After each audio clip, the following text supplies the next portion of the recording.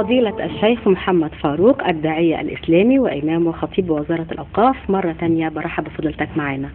أهلا وسهلا بفضيلتك. أول واقعة حسد حدثت كانت عندما حدث أو حسد إبليس سيدنا آدم عليه السلام، وطبعا كانت النتيجة أن عصى إبليس الله عز وجل فاقترن الحسد بالمعصية. وأول واقعة حسد حدثت في البشرية عندما حسد قابيل هابيل وقتله، فاقترن هنا الحسد بالقتل. معنى كده أن النتيجة الطبيعية للحسد الذنوب والمعاصي. في البداية احنا عايزين نتكلم عن الحسد. ما معنى الحسد؟ بسم الله الرحمن الرحيم، الحمد لله والصلاة والسلام على رسول الله صلى الله عليه وآله وسلم. الحسد هو مرض في قلب الإنسان، نسأل الله جل وعلا أن يعيذنا جميعا منه. وهو مرض يسبب عند الإنسان القلق والتعب ولا يستريح صاحبه أبدا. وقال العلماء الحاسد يكره نعمة الله جل وعلا، يكره نعمة الله جل وعلا. والحاسد هو من يتمنى زوال النعمة، وليس حتى أن تأتيه، يعني حتى هو يتمنى أن تزول هذه النعمة من عند المحسود. فالعلماء قالوا الحسد يعني بعد تفصيلات كثيرة قالوا اختصر في نوعين.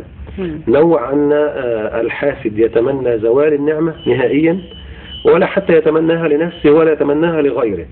عندما يرى عند أحد من إخوانه نعمة أنعم الله جل وعلا عليه بمال أو بمنصب أو بزوجة أو بزوج أو هكذا يعني أمر، فإنه ينظر إليه ناقم ويتمنى لهذا الشيء أن يزول من عند أخيه. طبعا العلماء فصلوا، هناك من يتمنى أن يزول من عند أخيه ويأتي إليه، وهناك من يتمنى أن يزول من عند أخيه ولو لم يأتي إليه ولا يستفيد منه أحد. فقالوا هو إنسان مبغض لنعمة الله جل وعلا ويتمنى زوالها. ده النوع الأول الذي هو محرم، والذي طلب من الإنسان أن يقاوم هذا النوع ولا يظل يبحث فيه ولا يظل يمشي وراءه. وإن وجد الإنسان في نفسه أمرا من هذا فإنه عليه أن يدعو لأخيه وأن يقاوم هذا الأمر. النفس بطبعها تتطلع إلى أن تكون هي أفضل، الإنسان يتطلع أن يكون هو أفضل الموجود وأن يكون هو أفضل إنسان، وهذه فطرة في نفس كل إنسان. إلا أن الله جل وعلا أمر يعني المسلم أن يهذب هذه الصفات. حتى العلماء قالوا إن الإنسان فيه صفات نفسية كما يوجد فيه بعض الصفات الزائدة، مثل الأظافر تطول، والإنسان يجب عليه أن يهذب هذه الأظافر، ووجود شعر في بعضها يجب أن يزال. هكذا بعض الصفات موجودة في نفس الإنسان، هي في الأصل هذه الصفات موجودة لخدمة الإنسان. يعني مثلا يوجد عند الإنسان البخل موجود، لذلك الله جل وعلا يقول ومن يوق شح نفسه، أنه موجود في النفس. هو أصلا موجود لمهمة في النفس، أن يحافظ الإنسان على ماله وأن لا يضيع ماله، وأن تترك ورثتك أغنياء خير من تتركهم فقراء عالة. لكن أن يتمادى الإنسان في بخله وشحه حتى يقتل نفسه ويبخل على أولاده وعلى أهل بيته، فهذا هو المرفوض. لكن هو مطلوب شيء من أن يكون الإنسان يعني واضع لنفسه برنامج يسير عليه، لا يتعدى في هذا ولا يتعدى في هذا. يعني قالت العرب قديما حب التناهي شطط وخير الأمور الوسط. الله. حب التناهي في الطرفين، اللي هو التطرف أو التفريط، البخل الشديد شطط، والإسراف الشديد شطط، ويجب الإنسان أن يقف في منطقة متوسطة. إذن كذلك التطلع النفس، تطلع النفس إلى أمر ما أنها تحب الإنسان، لابد أن يكون عنده أمل، ولابد أن يكون عنده طموح، أن يكون في منصب كذا، ولابد أن يكون عنده طموح، أن يكون عنده مال وطموح، لا ضير في ذلك، هذا لا ضير فيه. لكن أن يصل الأمر أنني إذا رأيت نعمة عند إنسان أنني أكره هذه النعمة وأتمنى أن تزول من وجهه ومن الوجود، إما أتمنى أن تزول وتأتي إلي، وإما أتمنى أن تزول نهائيا، فهذا هو الحرام والذي يجب أن يوقف الإنسان نفسه. ده نوع من أنواع الحسد. إذن مبغض للنعمة، كاره للخير، حاقد على الغير، متمني لزوال النعمة. هذا هو الخلاصة. نعم. ولكن يعني حينما قالوا لرسول الله صلى الله عليه وسلم فوصف الحسد فقال إياكم والحسد، حذر فإن الحسد يأكل الحسنات كما تأكل النار الحطب. يعني هنا يعني وصف دقيق من رسول الله صلى الله عليه وسلم لخطورة هذا المرض. أكيد. يقول أحد الشعراء: اصبر على حقد الحسود فإن صبرك قاتل، فالنار تأكل بعضها إن لم تجد ما تأكله.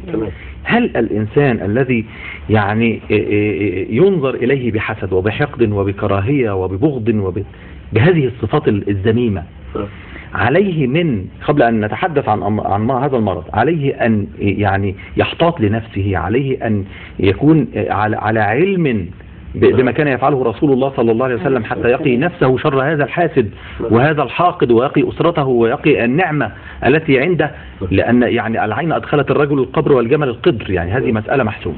نعم. يعني حضرتك أكثر من الموضوع. نعم. في سؤال حضرتك. نعم. طب أخذ النوع الثاني بسرعة لأنه هو النوع المحمود. ثم نعرج على النوع الثاني. احنا النوع الأول هو تمني زوال النعمة. نعم. النوع الأول هو تمني زوال النوع السيء اللي هو المرض. هذه النعمة. نعم. النوع الثاني هو الغبطة. وقال الفضيل بن عياض: المؤمن يغبط والمنافق يحسد. المؤمن يغبط، الغبطة معناها أنني أتمنى أن تظل النعمة التي أعطاها الله لك عندك وأن يعطيني مثلها، لا أتمنى زوالها. نعم. وهذه جاءت في حديث رسول الله صلى الله عليه وسلم: لا حسد إلا في اثنتين، رجل علمه الله القرآن فهو يتلوه آناء الليل وآناء النهار، فسمعه جار له، فقال: لو أن الله أعطاني القرآن كما أعطى فلان لأفعل كما يفعل. تمام. يبقى دي ولم يتمنى زوال النعمة. ورجل آتاه الله مال فهو ينفق منه، فقال رجل: لو أن الله أعطاني مثل ما أعطاه فأفعل كما يفعل. فهذه هي الغبطة، التنافس في الخيرات. أتمنى أن يكون عندك مثل ما عندك مع تمني أن يظل ما هو عندك. نعم. وهذه النوع الثاني من أنواع الحسد اللي هو الحسد المحمود. بل إنه هو يعني لا يعتبر بحسد، هو غبطة، هو تنافس في الخيرات. نعم. هو تنافس في الخيرات. وهذا تنافس مطلوب. نعم. حضرتك السؤال عن المحسود. المحسود أو المعين. المعين هو من هنا من نظرة العين، يعني أيوة. من أنه نظر إليه بالعين. نعم. طيب، المحسود واجب عليه أن يقي نفسه من شر هذا الحاسد. بمعنى الرسول صلى الله عليه وسلم قال: استعينوا على قضاء حوائجكم بالكتمان فإن كل صاحب نعمة محسود. ده شيء في فطرة النفس، يعني هو في ركيزة في نفس الإنسان.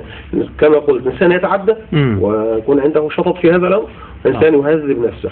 فالرسول صلى الله عليه وسلم أراد أولا قال: استعينوا على قضاء حوائجكم بالكتمان في أمر ما، فما حاولش يعني أتفاخر به وأظهره للجميع وأظل هكذا حتى ينظر الناس إلي نظر. الأمر الثاني أن هذا الإنسان لابد أن يعطي، أن يكون منفق، أن يكون منفق من هذه النعمة. طيب، منفق من هذه النعمة يعني مثلا لو أنه في منصب، عليه أن يكون خادما للناس في هذا المنصب. عليه أن يستغل هذا المنصب ليجمع منه من الحرام لمصلحته الشخصية، فيظل يتضخم والناس ينظرون إليه ويحسدونه. الناس عندما يجدونه في وسطهم ويعطيهم، كما فعل القرآن مع سيدنا أبو بكر الصديق عندما يعني أقسم ألا يعطي مصطح. نعم. وقد خاض في عرض ابنته. نعم. السيدة عائشة، إلا أن القرآن نزل لسيدنا أبو بكر يقول له: ولا يأتي لأولو الفضل منكم والسعة أن يؤتوا أولي القربى والمساكين والمهاجرين في سبيل وليعفوا وليصفحوا ولا تحبون أن يغفر الله لكم. فقال أبو بكر: نعم، أحب أن يغفر الله لي، وعاد إليه العطاء. فهذا العطاء وهذا الأمر لابد أنه يفعل فعله في نفس هو يخمد نار الحقد. لذلك قالوا من فوائد الزكاة ومن فوائد الصدقات أنك تخمد نار الحقد والحسد في قلب نفوس وقالوا أن تطهرهم وتزكيهم. تزكيهم بها تنمو الأموال. تنمو. كيف تنمو؟ أولا لن تحسد. بالضبط. إنسان معطي. الإنسان المعطي ده ناس بتقول ربنا يبارك له عشان يدي تاني بزيادة. قليل يحسده قليل، لكن الحسد موجود لابد أن طبعا نسلم به. وتزيد الأموال بأن الناس لا تمتد أيديهم إليها. يعني مفيش واحد بقى حرامي يجي يسرقك ما انت سايب الناس جعانه، وانت انا سايب الناس جعانه وانت عمال تتنعم وتتقلب في النعيم، فاكيد في حد يعني هينظر لهذا المال ويريد، فتطهرهم وتزكيهم انه لا ينظر اليك حاسد، وانه الناس ستحفظ لك اموالك، بالاضافه الى البركه من الله جل وعلا التي يعطيها. ده طيب.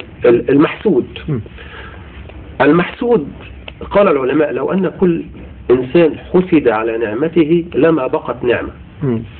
ما هو كل واحد فينا عنده نعمة أكيد. أكيد واحد مميز في عقله وذكائه، واحد مميز عنده نظر حاد، واحد عنده قوة، واحد عنده بيت كويس، واحد عنده منصب كويس. فلو أن كل واحد حسده الناس زالت من وجهه النعمة لما بقيت نعمة. خلاص النعمة ايه؟ امال ايه اللي بيحصل؟ اللي بيحصل ان الحاسد يظل يأكل في نفسه كما تفضلت حضرتك في بيت الشعر. الحاسد هذا يعيش حياته في قلق، ويعيش حياته في تعب، ويعيش حياته كلها يعني ينظر الى الناس ويحقد عليهم ويحسدهم. وشبه العلماء هذا الحاسد بإنسان يصوب سهما نحو عدوه فيرتد السهم عليه والعدو يظل سالم في هذا الأمر. فالحاسد هو الذي يتعب، وهو الذي يؤذي نفسه لأنه لا قرار له، طول الليل يفكر، طول الليل تعبان، طول الليل يدور، وطول عمره يبحث وراء هذا ويبحث وراء، وده جات له ليه وده خد ليه. بالإضافة بقى إلى أنه أساء الأدب مع ربه جل وعلا. اتهم الله جل وعلا في قسمه بين عباده. انت بتقول لربنا سبحانه وتعالى انت ليه اديت ده وما اديتنيش، او ليه اديت ده وما اديتش ده، وليه اديت ده دي، واخد بالك؟ وهكذا. يبقى هو اساء الادب مع الله جل وعلا. فهو لذلك الحديث لا يجتمع ايمان وحسد في قلب عبد، لأنه هنا متهم لله جل وعلا. طيب فضيلة الشيخ، يعني يقول الرسول صلى الله عليه وسلم أكثر من يموت من أمتي بعد قضاء الله العين بالعين والعين حق.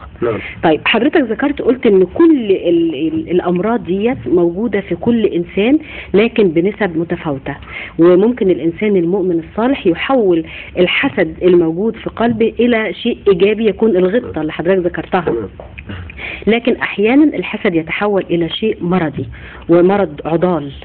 الاسباب في هذا التحول تعود لايه؟ الاسباب قال العلماء ان هناك عدد من الاسباب للحسد. اولا العداوة والبغضاء الموجودة قد يحدث، قد يكون الانسان لا يحسد وهو بطبعه لا يحسد، لكن لانه عاد فلان او حدثت بينه مشكلة اصبح مراقب لكل نعمة تأتي اليه ويستكثر عليه اي نعمة تأتيه من الله جل وعلا. فاصبح ينظر اليه بعين حاسدة على كل نعمة، لانه اصلا معادي له.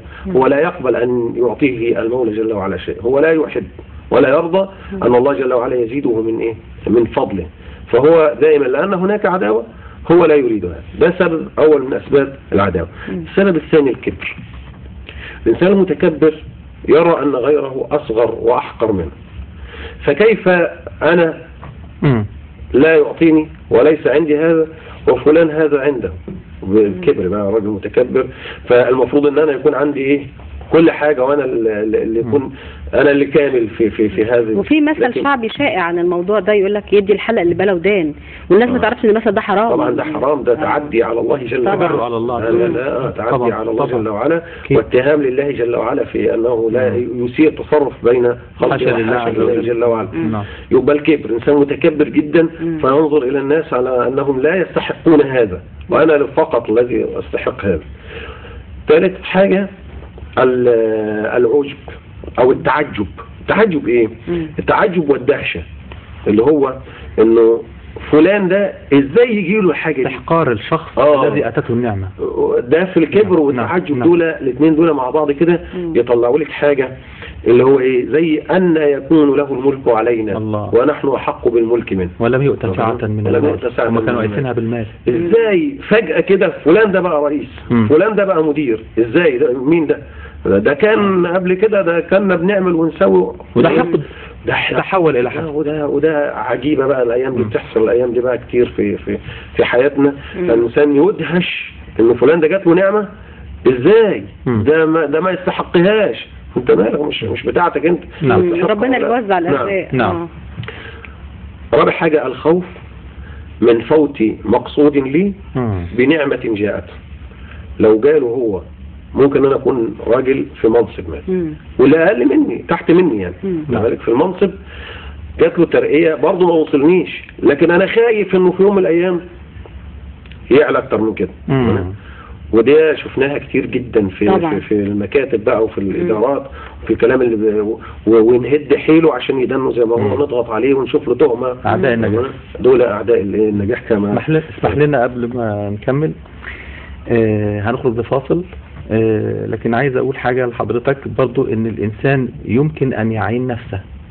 دي جاية ان شاء الله. يعني حتى ذكر الله تبارك وتعالى في سورة الكهف: فلولا إذ دخلت جنتك قلت ما شاء الله لا قوة إلا بالله، إلى آخر الآيات.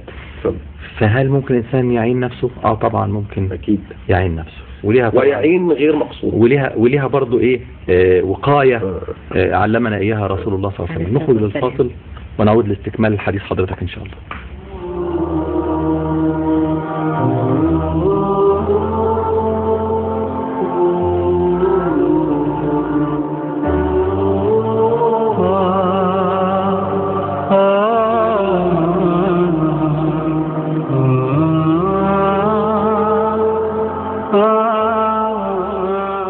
عن أبي أمامة عن سهل بن حنيف أن أباه حدثه أن رسول الله صلى الله عليه وسلم خرج وسار معه نحو مكة، حتى إذا كانوا بشاب الخزار من الجحفة اغتسل سهل بن حنيف، وكان رجلا أبيض حسن الجسم والجلد، فنظر إليه عامر بن ربيعة